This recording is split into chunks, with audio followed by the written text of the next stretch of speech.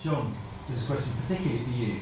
Yeah. The last time I talked to Chris Hume about tradable energy quotas and carbon taxes, he thought TEQs were politically unfeasible, unworkable, and that carbon taxes were the easiest and quickest way to go about things. Have you had any indication since he became Secretary of State for Energy and Climate Change? I'm meeting him at 12:30 tomorrow, and this is one of the questions. Now and again, basically, the benefit of being a government backbencher is you have more regular meetings with government ministers than the opposition do, and I actually haven't had a formal meeting with him. It may sound odd since the election, but I haven't. Although I meet him informally, and I'll be talking about it tomorrow.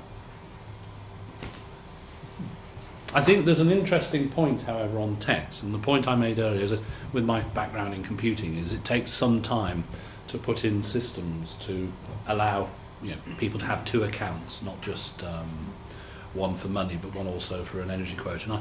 And I cannot see over time that if you are going to try to constrain your energy usage on an equitable basis, I cannot see, well, carbon tax is obviously not that, that's the opposite.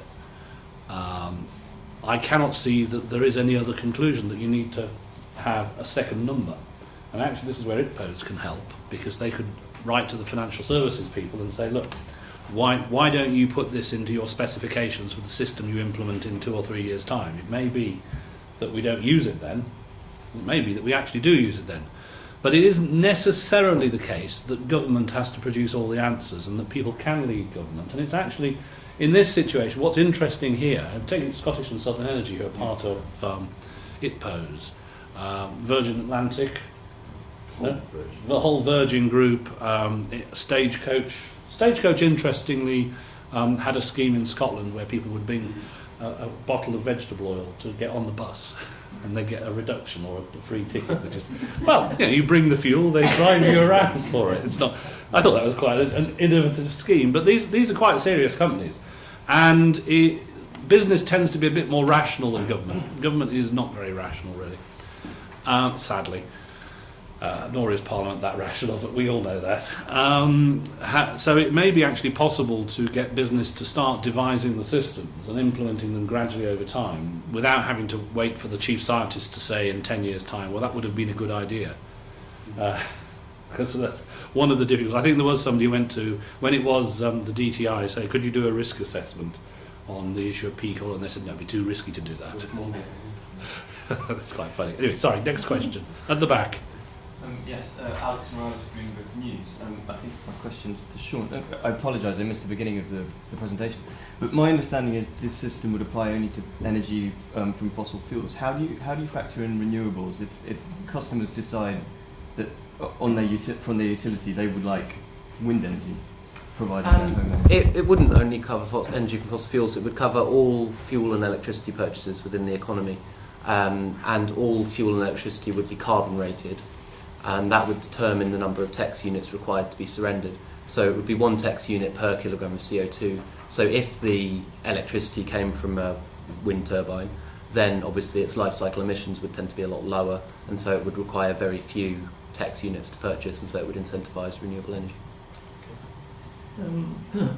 I know that the concept of TEQs has been there a long time. I mean, first proposed by David back in 1996. I'd just like to make a few comments from a historical viewpoint, both past history and future history. From past history, being the oldest person in this room by far, I can recall from my early childhood the introduction of food rationing, and the fact that nobody at the time said, oh, if there's a shortage of food, what we've got to do is to allow the market to determine who has it and who doesn't. It's as ludicrous as that, and I think that you perhaps could tell Chris Hume tomorrow how ludicrous it is to reject the concept of carbon rationing. It is, as I think most people around this table would agree, is the only solution. It's one that I first proposed back in 1990, and whilst this report does attempt to distinguish between the concept of TEQs and what I proposed in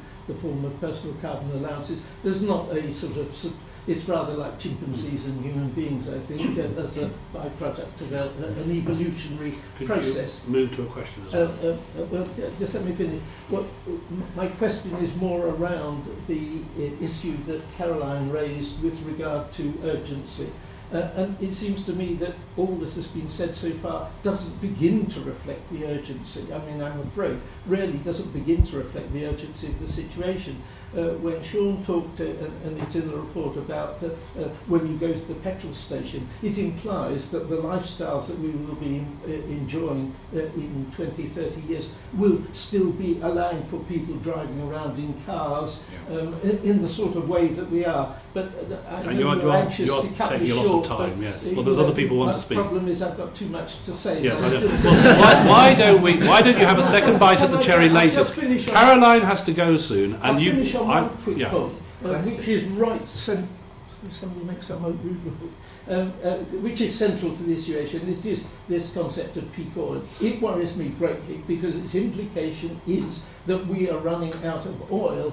The question is not, as you will think hearing me saying that first time, the availability or the scarcity of oil, but who's we? And if we, from a moral position, includes future generations, then the hell we're running out of oil because we're going to leave so little left for future generations. And since equity is the central theme of TEQs and carbon rationing, not very fair.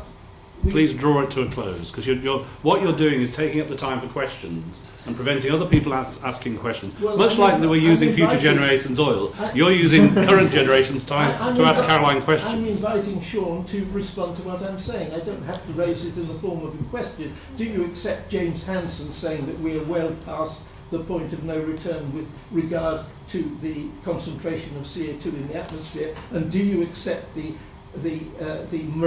moral position of saying that future generations have got a claim on these finite reserves? Because if you feed those two questions in, then you wouldn't be talking about going to the petrol station and exchanging a few of your carbon units for petrol. But you mean recharging your battery car, right? Yeah, I have massive respect for James Hansen, Dr. James Hansen, Professor James Hansen, and I haven't heard him say that we're past the point of no return in terms of concentrations. I believe he's still talking about the desperate need to reduce concentrations. I totally agree with that. I think the urgency on climate change is impossible to overstate. We should have started a long time ago. In terms of your point on rationing, I think the crucial thing to understand about rationing, and I know you do, is that rationing is never the cause of shortage, it's a response to shortage. And people associate it with shortage and think, oh, we don't want that, but it doesn't cause shortage. And, you know, the reason that it talks about these things in the report is because that's the infrastructure that people are used to and that's what it will be introduced with. But obviously, if we move to a completely different infrastructure in the near future, the scheme would apply equally to that. Okay. I'll try and get through questions, please, in the future. Yeah, so John Broderick from the Tyndall Centre for Climate Change Research in Manchester. Just a comment that's echoing some of the things that have been said around the table on urgency, and something that I think frames how we may, as a society, implement a system like this, is that it's quite clear from our work on cumulative budgets and international allocations that present government policy does not meet the rhetoric of avoiding a 2-degree dangerous climate change. And one that would, for the UK, would be looking towards reductions in the order of 7 to 10% per annum, with a 60-70% cut by 2020, leading to total decarbonisation of the energy system at the order of 2030. And so if we're looking over the timescale of the next 20 years, with, as you say, implementation matters, of the technicalities of getting a tech system in, how do you feel that measures up in the start-up period of time? And then also the later periods of the 2020s when there are very few quotas and allowances available. Jeremy? Yeah. Sure. Sean wants to go on that? Well, we've got, we quote Tyndall Centre Research in here, as you may have seen, to that point, and absolutely, really the focus of this report is here's a way of implementing these budgets. We're not, the focus of this report is not on, is the budget strict enough? I completely agree, as it happens, that it's nowhere near strict enough and that we absolutely do need to, as Caroline was saying, we've got inadequate targets and we've got inadequate frameworks for implementing them, and really this is an answer to the second part of that, and I think your work will be the answer to the first part. right, if we go, then don't, right. Hi, Tom from the Ecologist. Do you know what the view of the Climate Change Committee is on your tradable energy quotas? Because you say here the UK will not only fail to achieve the steep emissions reductions promised by the Climate Change Act, blah, blah, blah, blah. So obviously they're the main watchdog. So I'd be interested to know if you know what their view is. We're trying to arrange a meeting with representatives of the Climate Change Act currently. I haven't actually spoken to them yet. I don't know if anyone else can shed any light on that. No, can't help on that.